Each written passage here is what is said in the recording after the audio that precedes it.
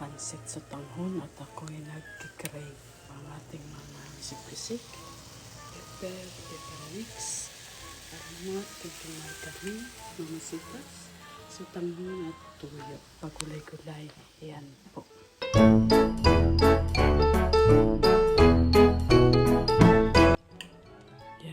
Hinalo-halo na natin ang ating bisik-bisik at saka yan para pakuluan.